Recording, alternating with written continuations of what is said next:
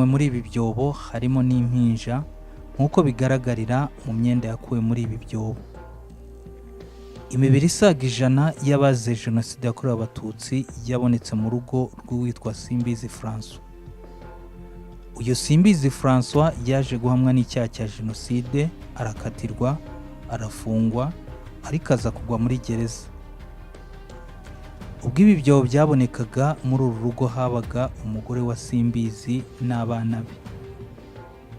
Uko bari batuye muri uru rugo bose batawe muri yombi kugira ngo bakurikiranwe ku byaha birimo no kudatanga amakuru.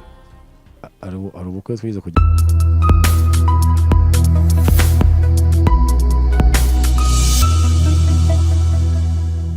harimo igitabo kivuze nka Esharupe mama yari yitwikiriye nicyo kiki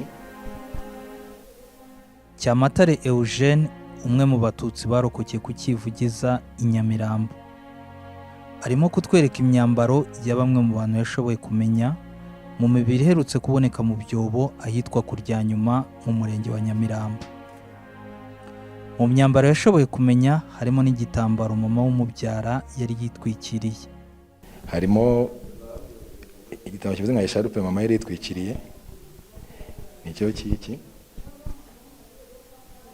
hanyuma harimo indi shati y'umudamu bari kumwe yarahetse n'umwana. Iyi atu dusogisi rero nitwo nashoboye kubona, nako utu twenda aka naka n'utu twenda. Umuturanyi yarampamagara ambwira ati ngwino turebe, mbajije n'abana bati niba ari imyenda y'ubudodo n'iy'agahinja kari kambaye. Hashize iminsi mike mu rugo rw'umuturage utuye i Nyamirambo Kuryanyuma habonetse ibyobo byajugunywemo imibiri y'abazize Jenoside yakorewe Abatutsi. Ibi byobo byabonetse mu mudugudu wa Mpano, akagari ka Kivugiza, umurenge wa Nyamirambo, akarere ka Nyarugenge. Uretse imibiri, muri ibi byobo hanabonetsemo imyenda n'inkweto izi nzirakarengane zari zambaye. Cyamatare Eugene na Kampogo Bertilda babashije kumenya bamwe mu bavandimwe bajugunywe muri ibi byobo, ahanini bashingiye ku myenda bari bambaye.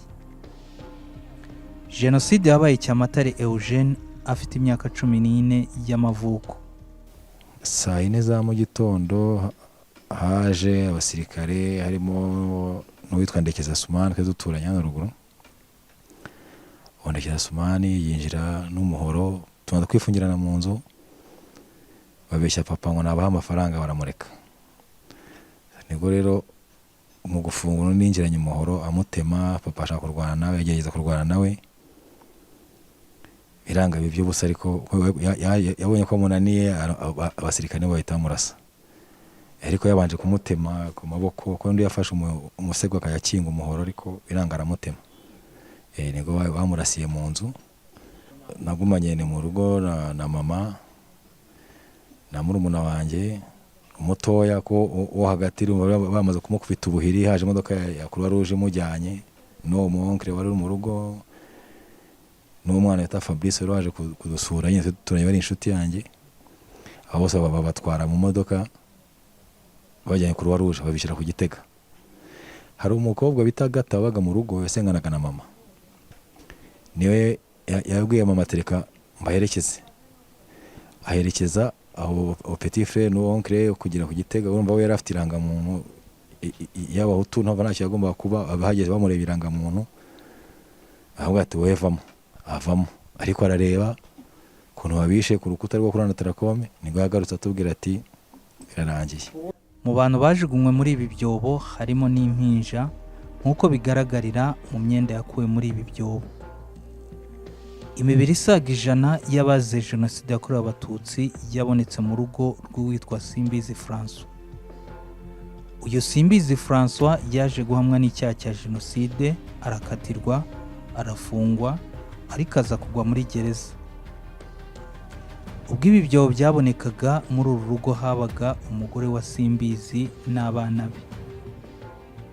Uko bari batuye muri uru rugo bose batawe muri yombi kugira ngo bakurikiranwe ku byaha birimo no kudatanga amakuru. Ari ubukwe twize kujyamo bwo mwarimu mugenzi we, hari umwana areraga w'imfubyi. Umwarimu araduhamagara ati muze mumfashe dushyingire uyu mwana. Urumva undi nawe yari ahari nk'umwarimu mugenzi we yaramutumiye. Ubukwe muze busoje mujya kwinegura,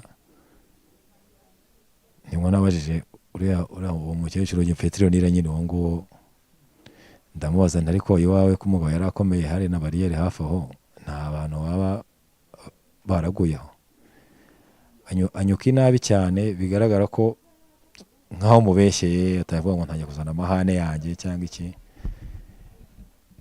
Barabihosha ndaceceka, ariko iryo jambo nari rimubwiye noneho ntunguwe nuko mpasanze imibiri narayimubwiye. Ndavuga urumva umuntu sinzi hari ikintu kirenga ubushobozi bw'umuntu kuri kugisobanura bumva bigoye.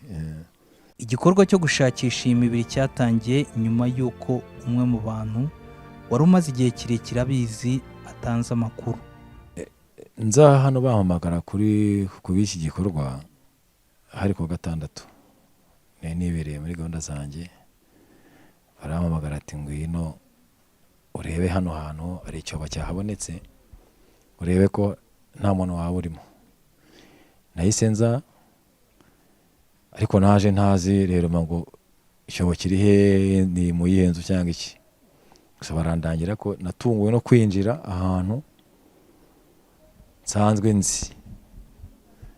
Abana baho tuba turi kumwe dusangira, nyina w'abo bana yaranyigishije, yitwa Petronila. Numva birantunguye cyane pe, ko imyaka 26 uri kumwe n'abantu bazi ko bari hejuru y'imibiri y'abacu. Gere ntamya ko ari n'ubugome burenze, ko burya ngende hamye no ku muryango unzi ko washyizeho ihene no kuhambuka numva bigoye. Yakwibaza abantu barenga nk'ubu niba tubonyeje na 6 hari abakisigayemo ukaba uharyamye. Mu gihe cya jenoside yakorerwaga abatutsi, haruguru y'uru rugo nko muri metero 100 hari bariyeri ikomeye yari iyobowe na Simbizi François. Kuri iyo bariyeri rero yari iriho y'uwo mugabo François, niwe wari nyirayo, niwe wari kuri wakoraga muri Beneri. François Simbizi, hari Simbizi François, ni nawe nyiri iriya nzu twakuyemo imibiri. Urumva ibyo yari afitiwe nibyo yashyizemo abo bantu. Ntabwo twari tuzi rwose. Ndakubwe uwo umugabo wese nari muzi, ahubwo nari muto, ariko icyo gihe nari mfite 14. Noneho umwarimu nari muzi ko yatwigisha, ariko umugabo wese nari muzi. Umugore wa François. Abana mbazi nk'abantu twiganye, twanahoranaga muri quartier dukina tugira gute. Nyuma rero kuri bariyeri uwo mugabo of course yari ahari, kurumva niwe watangiraga aba bantu bose. Urumva hari n'abandi baturuze mu Nyakabanda, bava hehe, bose bazamutse hariya. Upfa kuba uri umututsi gusa niho warengaga hariya.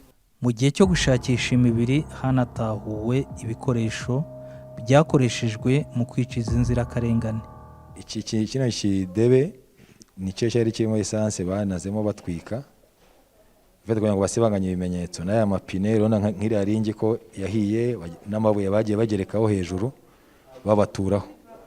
Urabona harimo imbere harimo akantu kameze nk'agasuka. Nibyo bagiye banagaho, wenda isuka wasanga ari nayo babakubise n'ikarayi. Hari n'amabuye y'iradiyo bagiye bajugunyamo nayo yagiye avamo. Byose nibyo bagiye bagereka muri icyo cyobo bari barimo. Pine rero ubona ko isa harimo n'ibindi byahiriyemo, wenda tutabashije kubona nka plastique igishobora gushya wenda nk'icyari hejuru. Ubona nk'ahangaha ubona ko cyahiye, n'ikintu cyabasha kurangira.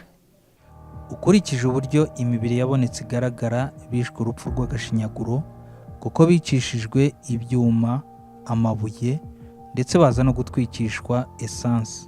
Bamaraga kurasa umuntu bagashyira ku muhanda, hakaza imodoka za militarape zikaza nk'uko tubona imodoka z'ubu ngubu zitwara ibishingwe, ikaza igatwara bakajya kujugunya ahantu icyobo cyari hirya iriya ku irimbi.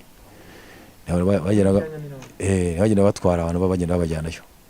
hari hashize imyaka 26 Cyamatare Eugene ashakisha amakuru y'aho mama w'umubyara yaguye kugira ngo nawe amushyingure mu cyubahiro. Ubutumwa bw'icyizere nabagenera nuko ntawe ugomba kwiheba. Nanjye narihebye nzi ko nta mama nashobora kuzapfa mbonye mama, ariko wamubonye numva rero nabo nta mpamvu yo gucika intege, kuko ababikoze barahari, bigera igihe bikamenyekana, kuko nk'abariya nta wari bivuyemo ubwabo. Turishimye pe, n'umuntu umpamagaye ankomeza ndamubwira nti ndishimye kuko mbashatse imyaka 26 narababuze. None ubu ndashima Imana ko ndashima na leta y'u Rwanda yakomeje kudufasha tukaba tugeze kuri uyu mwanya ukumva ko turi kumwe nabo. Jewe na buri kanya mpuranza mvuga ngo reka njye kureba bene mama. Turishimye pe. Ikintu kimbabaje nuko sekuru w'uyu mwana Musinga twajyaga tujyana ari umusaza ashaka umukobwa we, bibaye atakiriho, ariko aho hari nabaze mva ko aruhutse kuko yashaka, twarafatanyaga imyobo yose dushaka, ariko turumva dukeye uko abacu turabaherekeje, turaganira n'abantu, mbese turasa naho turi ku kiriyo cyabo tutari twarigeze tubona. Kuba babashije kubona ababo nyuma y'imyaka 26 bakaba bagiye kubashyingura mu cyubahiro